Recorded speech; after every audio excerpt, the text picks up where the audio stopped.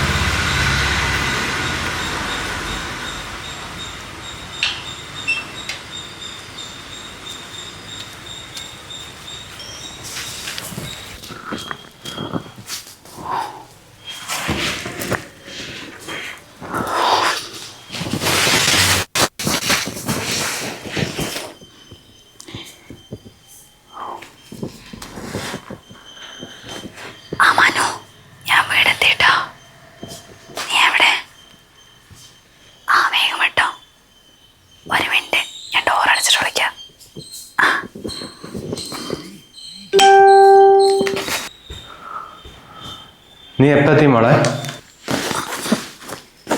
ഞാൻ എപ്പത്തിയുള്ളച്ചാ എത്തിയോ? ഒന്ന് അച്ഛനോടോ അമ്മയോടോ ഒന്ന് പറഞ്ഞൂടെ മോളെ? ഞങ്ങൾ ഇത്ര നേരം നിന്നെ നോക്കിയിരിക്കല്ലേ. നീ വന്നവിടെ റൂമിൻ്റെ അകത്ത് കയറി ഇരിക്കുകയാണ് വേണ്ടത്.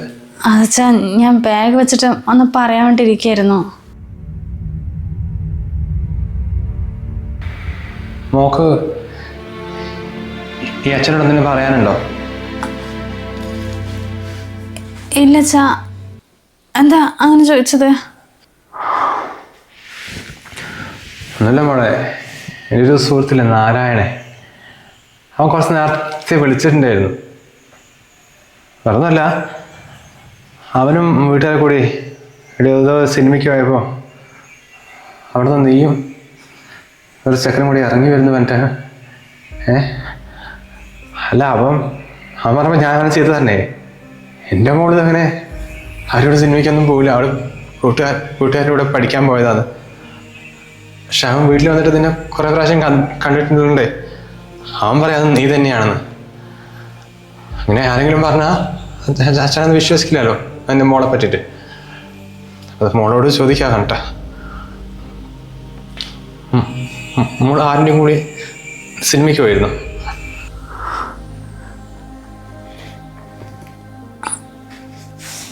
അച്ഛാ, ഞാൻ ശരിക്കും കമ്പയിൻസ് അടിക്കാൻ പോയതായിരുന്നു.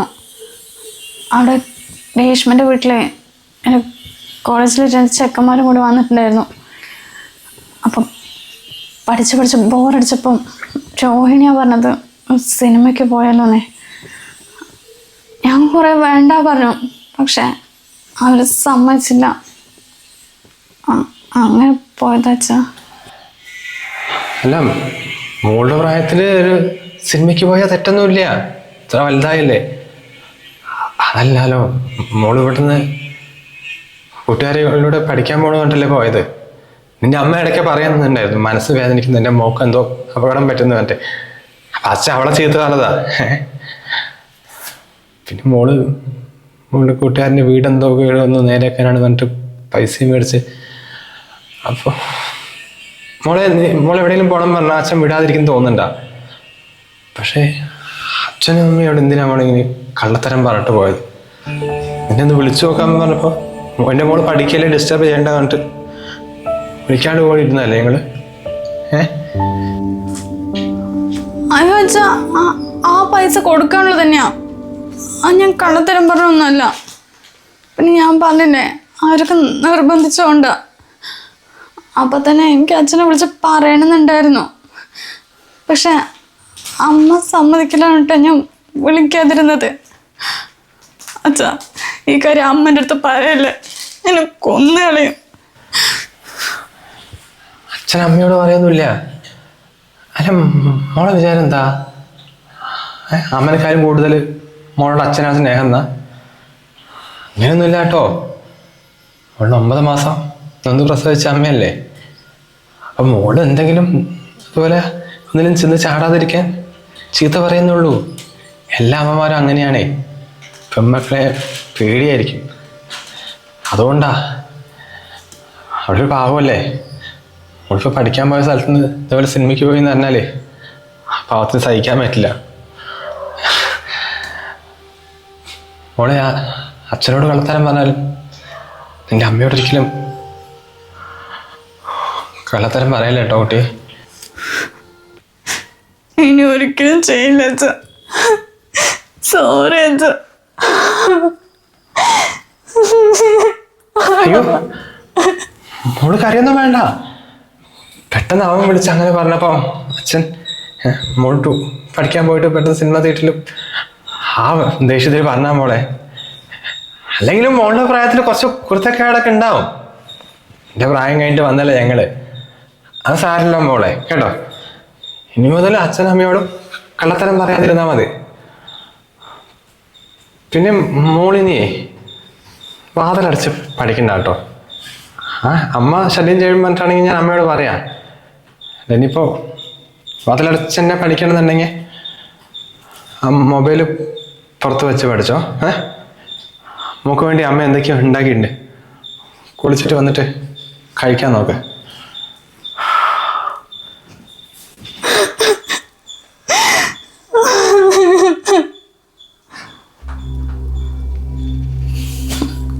ഏത് നാരായണവൻ മനുഷ്യരുടെ സമാധാനം കളയാനായിട്ട്. എടാ ഇനി എൻ്റെ ഫോണിലേക്ക് വിളിക്കണ്ട കേട്ടോ. അച്ഛനെന്തോ ഒരു ഡൗട്ട് ഉണ്ട്. ഞാൻ ബാക്കിയെല്ലാം നാളെ വന്ന് പറയാം. ശരി, വിളിക്കല്ലേ.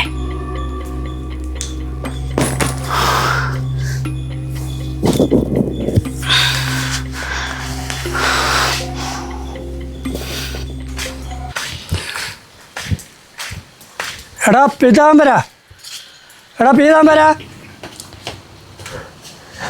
അച്ഛനൊന്നും ഇവിടെ ഇല്ല. പിന്നെ എവിടെ പോയടാ നിന്റെ അച്ഛൻ? എനിക്കെങ്ങനെ അറിയാനാ? നിങ്ങൾ എവിടെയെങ്കിലും പോയി നോക്കി. നല്ല കുടുംബം, നിന്നോടാണല്ലോ ഞാൻ ചോദിച്ചത്. ഞങ്ങളെ കുടുംബ മഹിമ നോക്കാൻ എന്താ? നിങ്ങളെ കാര്യം എന്താ വെച്ചാൽ പറയും. നിന്റെ അച്ഛൻ 20,000 രൂപ വാങ്ങിച്ചിട്ട് 6 മാസമായി, ഇനി കിട്ടിയിട്ടില്ല. അത് നിങ്ങൾ ഇവിടെ വന്ന് നിലവിളിച്ചിട്ട് എന്താ? പോയി അച്ഛനോട് ചോദിക്കേ. അതിന് നിന്റെ അച്ഛന് എപ്പോഴാണ് ബോധമുള്ളത്? എപ്പോഴും 4 കാലിലല്ലേ. അങ്ങനത്തെ ആൾക്ക് നിങ്ങൾ എന്തിനാ പൈസ കൊടുക്കാൻ പോയത്? അതിന് നിന്റെ അമ്മയും കൂടെ വന്നിട്ടാണ് ഞാൻ പൈസ കൊടുത്തത്. അമ്മയും കൂടി വന്നിട്ടോ? ഇതെന്തിനാ ഈറ്റിയാണ് നിങ്ങളോട് 20,000 മേടിച്ച്? എനിക്ക് മനസ്സിലാകത്ത്. കഴിഞ്ഞ കാറ്റും മഴയ്ക്ക് നിന്റെ വീട് നിലംപൊത്തിയതല്ലേ, അതിന് വേണ്ടി കൊടുത്താടാ. പഞ്ചായത്തിൽ നിന്ന് പൈസ കിട്ടും പറഞ്ഞ് കുറേ അലഞ്ഞു. അത് കിട്ടാഞ്ഞപ്പോൾ എന്നോട് വന്ന് ചോദിച്ചു. ഓ, ഇങ്ങനെയൊരു സംഭവം ഉണ്ടായില്ലേ? അപ്പൊ നിങ്ങളോട് മേടിച്ചിട്ട് നേരെയാക്കിയത്? അത് എപ്പോൾ തരാന്ന് പറഞ്ഞത്? 3 മാസം കഴിഞ്ഞിട്ട് തരാ പറഞ്ഞതാണ്. ഇപ്പം മുതലും ഇല്ല, പലിശയും ഇല്ല. നിന്റെയും കൂടിയുള്ള വീടല്ലേ, നീതാ. നന്നായി. മൊബൈൽ റീചാർജ് ചെയ്യാൻ പോലും എൻ്റെ പൈസ ഇല്ല. ഞാനല്ലേ 20,000 തരുന്നു. നിന്നോട് ചോദിക്കാൻ വന്നാൽ എന്നോട് പറയണം. പൈസ എങ്ങനെ വാങ്ങണം എന്നുള്ളത് എനിക്കറിയാം.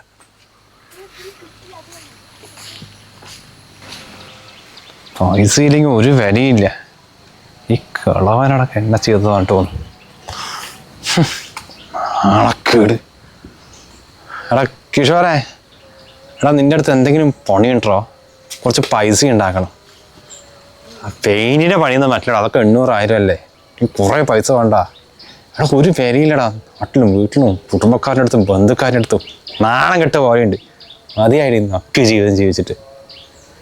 എടാ എന്തെങ്കിലും ഉടായ്പുണ്ടോ? അതൊക്കെ തന്നെയാണ് നിന്നോട് ചോദിച്ചത്. എന്ത് ചെറ്റത്തരമാണ് ഞാൻ ചെയ്യാം, പക്ഷെ എനിക്ക് പൈസ വേണം. കഞ്ചാവ് എവിടെ എത്തിക്കണം പറഞ്ഞാൽ?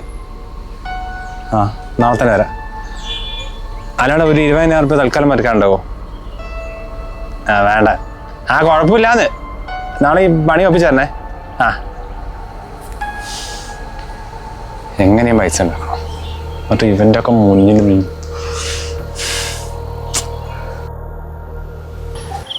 ആദ്യം ഇങ്ങോട്ട് വരാൻ ഭയങ്കര മടിയായിരുന്നല്ലോ. ഇപ്പം എന്നോട് ഇങ്ങോട്ട് വിളിച്ചു പറഞ്ഞിരിക്കുന്നു ഈ സ്ഥലത്ത് തന്നെ വരാന്ന്. എന്താ പറ്റി? നിന്റെ പേടിയൊക്കെ മാറിയോ? അല്ലെങ്കിൽ ആദ്യമൊക്കെ ഒരു ഇതുണ്ടാവും, പിന്നെ അതൊരു ശീലമാകടോ. അതൊന്നുമല്ല മനോ. അന്ന് തിയേറ്ററിൽ പോയപ്പോൾ നാരായണൻ ഉണ്ടായിരുന്നില്ലേ, അതുപോലെ കുറേ ആണെങ്കിൽ എല്ലാവിടെയും ഉണ്ടാവുന്നു പോകുമ്പോൾ. അപ്പം ഇവിടെയാണെങ്കിൽ പിന്നെ ആരും കാണില്ലല്ലോ, ഇതാണ് സേഫ്. അതങ്ങോട്ട് വരാൻ പറഞ്ഞ്. നിന്നോട് അന്നേ ഞാൻ പറഞ്ഞതല്ലേ തിയേറ്ററിൽ പോകണ്ട, നമുക്ക് ഇവിടെ തന്നെ ഇരിക്കാന്ന്. അപ്പം നിനക്കായിരുന്നല്ലോ നിർബന്ധം. അല്ലെങ്കിൽ പിന്നെ സിനിമയ്ക്ക് മുമ്പ് ഒരു ഷാളോ അല്ലെങ്കിൽ ഒരു മാസ്ക് ഇട്ടൂടെ? അങ്ങനെയല്ലേ സാധാരണ പെൺകുട്ടികൾക്ക് വരിക. നീ ഇതിപ്പോ ഒന്നും മറക്കാണ്ട് മുഖം കാണിച്ചു വന്നാൽ പിന്നെ അവർ കാണാണ്ടിരിക്കുവോ? അതിന് ആ ചങ്ങായി കാണുന്ന ആരെങ്കിലും വിചാരിച്ചാ? എല്ലാം എൻ്റെ ഓവർ കോൺഫിഡൻസാ. അവസാനം പെട്ടുപോയത് ഞാൻ തന്നെ. മനു, വീട്ടിൽ നല്ല ഡൗട്ട് ഉണ്ട് കേട്ടാ. മുമ്പെങ്കിലും നിന്നോട് പതുക്കെ സംസാരിക്കാൻ പറ്റിയായിരുന്നു. ഇപ്പം ആകെ സ്റ്റക്കായ പോലെയാ. പാർവതി, ചിലപ്പോൾ ഇന്നല്ലെങ്കിൽ നാളെ ആരെങ്കിലും മുഖേന നിന്റെ വീട്ടിൽ അറിഞ്ഞാലേ, അല്ല അങ്ങനെ അറിഞ്ഞാൽ ചിലപ്പോൾ നിന്റെ അച്ഛനമ്മ അടിക്കും, അല്ലെങ്കിൽ പിന്നെ കരഞ്ഞു കാണിക്കും. എല്ലാ അച്ഛനമ്മമാരും അങ്ങനെയാണ്. പെൺകുട്ടികളെ പറ്റിക്കാൻ വേണ്ടി കള്ള കണ്ണീരുമായിട്ട് വരും. പക്ഷെ അതിലൊന്നും നീ വീഴല്ലേ. കാരണം നീ ഇല്ലാണ്ട് എനിക്ക് ജീവിക്കാൻ പറ്റില്ല. ഇനി അവരെന്തെങ്കിലും പറഞ്ഞു കൊണ്ട് നീ എന്നെ ഒഴിവാക്കിയ ഈ മനുവേട്ടൻ ഉറപ്പായിട്ടും മരിച്ചോളും. മനുവേട്ടൻ എന്തൊക്കെയാ പറയുന്നത്? അച്ഛനമ്മ ഇനി എന്ത് പറഞ്ഞാലും ഞാൻ എൻ്റെ മനുവേട്ടനെ ഒഴിവാക്കില്ല. അത് ഞാൻ തരുന്ന വാക്കാ. എനിക്ക് ഏട്ടനില്ലാണ്ട് പറ്റില്ല. അല്ലെങ്കിൽ എനിക്ക് എന്നെ പാറുവിനെ അറിഞ്ഞൂടെ? പിന്നെ മോളെ, എനിക്ക് എങ്ങനെയെങ്കിലും ഇത് വീട്ടിൽ പിടിച്ചു പോയാലേ നീ ഇതുപോലൊന്നും പറയല്ലേ. എനിക്ക് കുഴപ്പമില്ല, ഇനി അച്ഛനമ്മയും പറഞ്ഞ പോലെ കേൾക്കാം, അയാളുടെ ഒരു ബന്ധുവില്ല പറയണേ. അക്കാലത്താൽ അവർ വിശ്വസിച്ചോളൂ. പിന്നെയും പിടിച്ച് നിൽക്കാൻ പറ്റിയില്ലെങ്കിൽ പിന്നെ എന്ന് മനോട്ടം പറഞ്ഞ പോലെ നമുക്ക് വേഗം രജിസ്റ്റർ മാരേജ് ചെയ്യാം. വീട്ടുകാരുടെ അടുത്ത് നമ്മുടെ ഈ ബന്ധത്തിനെ കുറിച്ച് പറഞ്ഞാൽ അവരെന്തായാലും കല്യാണം കഴിപ്പിച്ചിരുന്നു തോന്നില്ല. അച്ഛൻ പറയണതേ PG ഒക്കെ കിട്ടിയൊരു ജോലിയൊക്കെ ആയിട്ട് മതി എന്നാ. എന്തായാലും ഞാൻ കുറച്ച് വെയിറ്റ് ചെയ്യും. അത് കഴിഞ്ഞിട്ടും പറ്റില്ല എന്ന് പറഞ്ഞാൽ നമുക്ക് രജിസ്റ്റർ ചെയ്യാം. ഇപ്പോഴെങ്കിലും നിനക്ക് ബോധം വെച്ചല്ലോ. അല്ലെങ്കിൽ ഈ കല്യാണമൊക്കെ നേരത്തെ കഴിക്കണ്ടേ? ഈ 10-28 വയസ്സായിട്ട് ജോലിയൊക്കെ കിട്ടി എന്തിനു കല്യാണം കഴിക്കാം വയസ്സായിട്ട്? അതൊക്കെ ഈ വീട്ടുകാരൻ്റെ.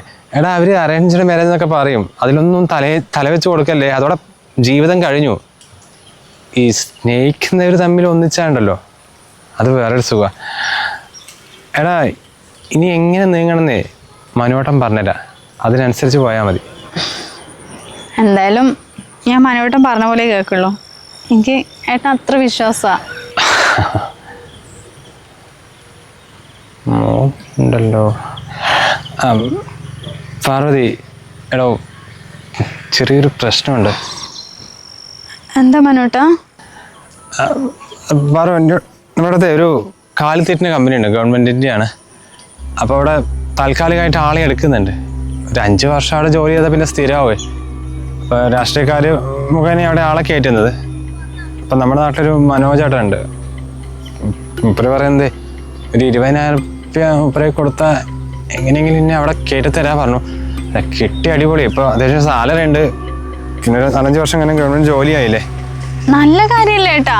ആ ജോലി കിട്ടുകയാണെങ്കിൽ പിന്നെ എന്നെ ധൈര്യമായിട്ട് വീട്ടിൽ വന്ന് പെണ്ണ് ചോദിക്കാമല്ലോ. എന്തായാലും വൈകണ്ട, ആ പൈസ കൊടുത്തിട്ട് വേഗം കയറാൻ നോക്ക്. അതാണ് ഞാനും വിചാരിക്കുന്നത്. ജോലി കിട്ടിയപ്പോൾ ധൈര്യമായിട്ട് നിൻ്റെ വീട്ടിലേക്ക് വന്ന് ചോദിക്കാമല്ലോ. പക്ഷേ 20,000 രൂപ പെട്ടെന്ന് തിരിക്കാൻ എൻ്റെ അടുത്ത് ഇല്ലടാ. എനിക്കിപ്പോൾ ആ സ്റ്റക്കാണ്. എനിക്കാണെങ്കിൽ വേറൊരാളോട് കടം ചോദിക്കുക പറഞ്ഞാൽ മടിയാ. അല്ല, ചോദിച്ചാലൊക്കെ തരും. പക്ഷേ വേണ്ട, അതങ്ങ് വിടാ. കളിക്കില്ലേ മനുവേട്ടാ? ഈ 20,000 രൂപയ്ക്ക് വേണ്ടി ജോലി കളയാനാ? എൻ്റെ ആണെങ്കിൽ ഞാൻ എങ്ങനെയെങ്കിലും തരുമായിരുന്നു. ഇതിപ്പോൾ അച്ഛൻ്റെ അടുത്ത് ഇത്ര വലിയ പൈസ ഒന്നും എനിക്ക് ചോദിക്കാനും പറ്റില്ലല്ലോ. പാർവതി, ഇപ്പോൾ എൻ്റെ അച്ഛനോട് ചോദിക്കൊന്നും വേണ്ട. നിൻ്റെ കയ്യിലിപ്പോൾ 2 മോതിരമില്ലേ? അതിൽ ഏതെങ്കിലും ഒന്ന് അയച്ചു തന്നാൽ മതി. ഇപ്പോൾ സ്വർണ്ണത്തിനൊക്കെ നല്ല വിലയല്ലേ. പണയം വെച്ച് 20,000 കൊടുക്കാമല്ലോ. അല്ല, നിനക്ക് ബുദ്ധിമുട്ടാണെങ്കിൽ വേണ്ട കേട്ടോ. അത് മനുവേട്ടാ, ഇതേ അച്ഛൻ ആദ്യമായിട്ട് കുറി കിട്ടിയപ്പോൾ വാങ്ങി തന്നതാ. ഇതിപ്പം 4 പവനോളം ഉണ്ട്. വിറ്റാൽ എന്തായാലും പൈസയും കിട്ടും. പക്ഷെ വീട്ടിലെന്താ ഞാൻ പറയാ? ഒരു ചെറിയ മോതിരല്ലേ, അതൊന്നും ശ്രദ്ധിക്കില്ലല്ലോ. ഇനിയിപ്പം എന്തെങ്കിലും ചോദിച്ചാൽ തന്നെ കളഞ്ഞു പോയി എന്തെങ്കിലും പറ. അതെന്തെങ്കിലും ഞാൻ പറഞ്ഞോളാം. ഇനിയിപ്പോൾ പിടിച്ചാൽ തന്നെ ഒന്ന് കരഞ്ഞു പറഞ്ഞാൽ മതി. അച്ഛൻ ഒന്നും പറയില്ല. എന്താ എന്തായാലും ഏട്ടൻ കൊണ്ടുവയ്ക്കോ. വേണ്ട, ഇവിടെ നോരണ്ട. നമുക്കേ നമ്മൾ അന്നിരുന്ന ആ കൈതക്കാട്ടിലേക്ക് പോവാം. അടുത്ത സംസാരിച്ചിട്ട് പതുക്കെ ഊരി തന്നാൽ മതി.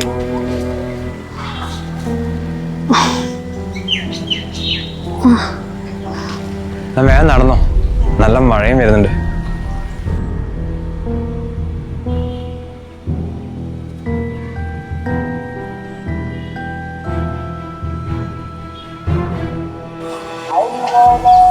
വീട്ടുകാർ കരഞ്ഞു കാണിച്ചാ ചിലപ്പോൾ അവള് കാല് മാറും. അതിന് മുന്നേ എന്തെങ്കിലും ഒപ്പിക്കണം.